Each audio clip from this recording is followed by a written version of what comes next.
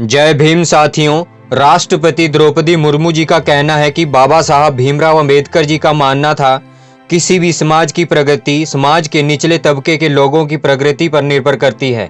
पिछले 10 वर्षों में राष्ट्र की उपलब्धियां और विकास का आधार गरीब का सशक्तिकरण रहा है। सरकार का यह निरंतर प्रयास है कि देश के युवाओं को ज़्यादा से ज़्यादा रोजगार मिले। सरकारी भर्तियां हों या फिर परीक्षाएं, किसी भी कारण से इसमें रुकावटें नहीं आनी चाहिए। हाल ही में पेपर लीक की घटना में निष्पक्ष जांच होनी चाहिए और दोषियों को कड़ी से कड़ी सजा मिलनी चाहिए। पहले भी देखा गया है कि कई राज्यों में पेपर लीक की घटना होती रही है। इसमें दलीय राजनीति से ऊपर उठकर देशव्यापी ठोस उपाय करने की आवश्यकता है।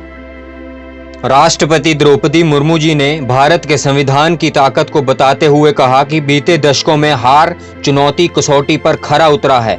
जब संविधान बन रहा था तब भी दुनिया संविधान और भारत को असफल होने की कामना कर रही थी, और संविधान लागू होने के बाद भी संविधान पर अनेक बार हमले हुए। आज 25 जून 1950 को लागू हुआ आपातकाल संविधान पर सीधे हमले का सबसे बड़ा काला समय था। पूरे देश में हाहाकार मचा हुआ था, लेकिन ऐसी असंवैधानिक ताकतों पर देश ने विजय प्राप्त करके दिखाया, क्योंकि भारत में मूल गणतंत्रों की परंपराएं रह गई है। भारत सरकार भी 26 नवंबर को संविधान दिवस के रूप में मना रही है। भारत के उस भूभाग जम्मू कश्मीर में भी संविधान पूरी तरह से लागू हो गया है। 370 से पहले की स्थितियां कुछ और थी।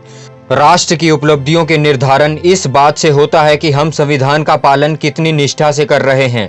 18वीं लोकसभा में आप सभी पुराने से और नए सदस्य शामिल हुए हैं। राष्ट्रपति मुर्मू जी ने गहराई से बात करते हुए कहा कि राष्ट्र की उपलब्धियां निर्धारण करने से कैसे होगा कि हम संविधान का पालन कितनी निष्ठा से कर रहे हैं।